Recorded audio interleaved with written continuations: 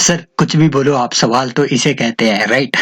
तो देखो ये सवाल देखो कितना गजब का पूछ लिया इस बार यूपीएससी ने। 2021 का जो मेंस है, जिनको पता नहीं है, सवाल पूछ लिया कि भैया दुनिया में 2021 में देखो आप, ट्रेंड भी नहीं पूछ रहा है, 2021 में, सीधे 2021 में, कि भैया दुनिया में 2021 में कौन कौन से वॉल्केनिक इरप्शन हुए हैं, राइट?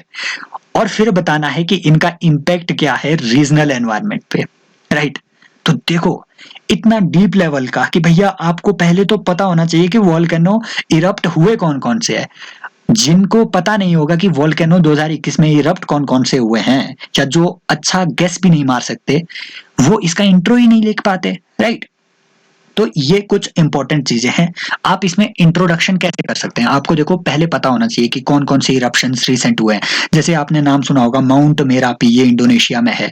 माउंट सिनाबंग, दो तीन तो आप इंडोनेशिया के ही लिख सकते थे इसमें, माउंट सिनाबंग हो गया आपका, राइट? और आप एक एक माउंट एटना है इटली में, माउंट विसुवियस है इटली में। ये कई सारे ऐसे जो हमेशा इरप्ट होते ही रहते हैं। एक माउंट सोफेरे नाम का है, राइट? ये कैरेबियन आइलैंड में है, राइट? एक ला विंसेंट नाम का एक जो इरप्शन हुआ था, ये भी कैरेबियन आइलैंड में है। एक माउंट नियाग्रा गोंगो, ये तो अगर आपको ये नहीं पता तो फिर कहाँ जाएंगे आप, मतलब कहाँ जाना है फिर, राइट? नियाग्रा गोंगो जो कोंगो में आपका एक बहुत बड़ा वॉल्केनिक इरप्शन है, ये भी बार बार इरप्ट होते रहते हैं, राइट? तो आपने ये, अगर इंट्रोडक्शन में आपने ये सारे एग्जांपल दे दिए, फिर आपको एक बड़ा चैलेंज था कि आप एक मैप बना सकते ना अगर इसमें, तो 2 नंबर पक्के थे, राइट? मैप, मैप यहाँ आप बता सकते हैं। जैसे मैं बता रहा था आपको, यहाँ पे आपको मिलेगा माउंट सिमेरो, देखो इधर आपका माउंट सिनाबंग हो गया, राइट? बाकी मैंने आपको बताया इधर माउंट विसुवियस इटली में, माउंट स्ट्रोम्बोली आपको इटली में मिलेगा, एटना आपको इटली में मिलेगा। फिर यहाँ कहीं आपको वो जो मैंने आपको बताया ला फेरोस, और आपका जो ला विंसेंट नाम के जो आपके जो इस तरीके के जो माउंटेन जो आपके इरप्शन हुए थे, यहाँ आपका माउंट नियाग्रा गोंगो है कोंगो में, राइट? तो ऐसे जो आपके रिसेंट इरप्शन हुए हैं, आप इनको लिख सकते थे। ये तो सारे वॉल्केनोज यहाँ पे बताए हुए हैं जो एक्टिव है, लेकिन 2021 में ये कुछ ऐसे थे जो एक्टिव चल रहे थे, राइट? ये पार्ट हो गया। अब आते हैं दूसरे पार्ट में डायरेक्टली। देखो इसमें आपका एक पेज कंप्लीट हो जाना था, ठीक है, इसी पार्ट में। अब आते हैं दूसरे पेज में। आपने बताना था कि रीजनल एनवायरनमेंट में इसका इम्पैक्ट कैसे है। सर ये क्वेश्चन क्यों पूछा, पहले ये फिलोसफी जान लो यूपीएससी की। ये क्वेश्चन क्यों पूछा सर? लास्ट ईयर हुआ ये कि देखो 10 अप्रैल 2021 के ये जो है आर्टिकल है, अगेन टाइम्स ऑफ इंडिया का है, कि ला सोफेरे जिसकी मैं आपको बात कर रहा था और ला विंसेंट, ये दो ऐसे वॉल्केनो है जो यहाँ कैरेबियन आइलैंड में इस एरिया में ये यहाँ पे वॉल्केनिक इरप्शन हुआ था। और सर ये जो इरप्शन हुआ ये इतना भयंकर हुआ कि सर इसके जो सल्फर डाइऑक्साइड के जो पार्टिकल थे ये इंडिया तक पहुंच गए, समझ रहे हो? यहाँ देखो, यहाँ कैरेबियन आइलैंड यहाँ है, यहाँ से ये तैर के इधर पहुंच गए इंडिया तक, राइट? इतने दूर इंडिया तक पहुंच गए। तो इसलिए आपका जो ये है ये बहुत ज्यादा न्यूज में था, इसीलिए आपके यहाँ क्वेश्चन बन गया, हेंस दिस क्वेश्चन। ओके, अब देखते हैं कि इसका इम्पैक्ट क्या है सर रीजनल एनवायरनमेंट में। देखो मल्टी डायमेंशनल है।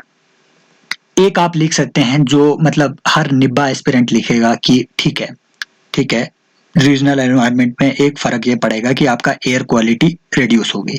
क्यों? क्योंकि अब इरप्शन के साथ आपका कार्बन डाइऑक्साइड, राइट, आपका सल्फर डाइऑक्साइड, सॉक्स, नॉक्स, ये सारे एमिट होंगे, कार्बन मोनोऑक्साइड भी एमिट होगा, राइट? आपके PM2.5 PM10 के पार्टिकल भी एमिट होते रहेंगे, मतलब कई सारी चीजें एमिट होंगी, तो ये एयर में आपके घुलेगी। फिर रीजनल एनवायरनमेंट में इसका मतलब एयर क्वालिटी डिग्रेड होगी। दूसरा क्या लिखेगा एक निब्बा एस्पिरेंट, मतलब कॉमन एस्पिरेंट, वो लिखेगा कि आपके एयर क्वालिटी रिड्यूस होने की वजह से जो लोकल वेजिटेशन है, local vegetation, right, local vegetation जो है उस पे इसका बुरा इफेक्ट पड़ेगा। क्यों सर? जब ऐसे कोई भी पार्टिकल्स आपके वेजिटेशन कवर में बैठेंगे, राइट, आपके जो फूल पत्ते होते हैं, ठीक है, पत्तों पे जब ऐसे पार्टिकल बैठेंगे तो उनका जो फोटोसिंथेसिस है, हिंदी माध्यम प्रकाश संश्लेषण की जो प्रक्रिया है, वो इससे बाधित हो जाती है। क्यों? क्योंकि सन की जो लाइट है वो डायरेक्टली वहां नहीं पहुंच पाएगी। तो दूसरा इसका हार्मफुल इम्पैक्ट ये हुआ, राइट? तीसरा इंपैक्ट क्या है सर? आपके जो वॉल्केनिक इरप्शन का जो इंपैक्ट है राइट। वो आपके जब लैक ऑफ वेजिटेशन हो गया, इसको अब आप कनेक्ट करो लैक ऑफ रीजनल बायोडाइवर्सिटी, तो बायोडाइवर्सिटी पे इसका बुरा प्रभाव पड़ेगा। Vegetation is basically about your फोना, योर फ्लोरा। फोना की तो हमने बात ही नहीं की। तो मतलब ऑल टुगेदर जब ऐसे इरप्शन होंगे तो उन पे भी तो फर्क पड़ेगा, आपके जीव जंतुओं पे, राइट। तो ये भी एक एक अलग से एक चैलेंज है। लेकिन जो मास्टर पीस है वो सर ये है कि जब आपका वॉल्केनिक इरप्शन होता है ना सर, तो इससे सल्फर के ऑक्साइड्स निकलेंगे सर, इससे सल्फर के ऑक्साइड निकलेंगे सर, राइट। और वो सल्फर के ऑक्साइड ऊपर स्ट्रेटोस्फियर तक पहुंच जाते हैं सर, सल्फर के ऑक्साइड स्ट्रेटोस्फियर तक पहुंच जाएंगे। और अब आपको पता है कि जब भी सनलाइट सल्फर के मॉलिक्यूल से टकराएगी तो वो वापस चली जाएगी। तो मतलब कि सन की डायरेक्ट लाइट आपके अर्थ तक, उस पोर्शन में जहां वॉल्केनिक इरप्शन हुआ है, उस पोर्शन में सनलाइट एंटर ही नहीं कर पाएगी। इस वजह से आपकी एक प्रक्रिया, आपने नाम सुना होगा ग्लोबल डिमिंग। ग्लोबल डिमिंग जैसे ग्लोबल वार्मिंग होता है, वैसे ही एक ग्लोबल डिमिंग, कि सनलाइट नहीं पहुंच पा रही है, तो डायरेक्ट आपकी सनलाइट अंदर नहीं घुस पा रही है, तो ये एक डिमिंग की प्रक्रिया भी आपको देखने को मिलेगी। ये एक एनवायरमेंटल इफेक्ट होता है आपके वॉल्केनिक इरप्शन का। ये ऐसे कुछ इफेक्ट आपने लिख दिए, पर क्या सारे नेगेटिव ही इफेक्ट होंगे क्या रीजनल एनवायरनमेंट पे? नहीं। अब जब ग्लोबल डिमिंग हो रहा है तो आप लिख सकते हैं कि there are some positive aspects also. अब जब ग्लोबल डिमिंग हो रहा है मतलब आपकी सनलाइट कम अंदर एंटर हो रही है, ग्लोबल वार्मिंग कम होगी ना, राइट। ग्लोबल वार्मिंग कम होगी, हीटिंग इफेक्ट कम होगा एनवायरनमेंट पे, राइट। तो it is a kind of positive thing, but still if we have to assess overall the immediate effects of a volcanic eruptions tend to be negative, more negative as compared to its positive outcomes. That is your conclusion and that is your answer. I hope I was able to address all your doubts about this question. अगर आपको अच्छी लगी हो explanation, please subscribe to the channel. और जो Telegram link है उस वो तो आपको डिस्क्रिप्शन में मिल ही जाएगा। और आपने ये जो आपका जो बेल आइकन है उस पर क्लिक करना है। थैंक यू, बाय बाय, मिलते हैं नेक्स्ट लेक्चर में, बाय।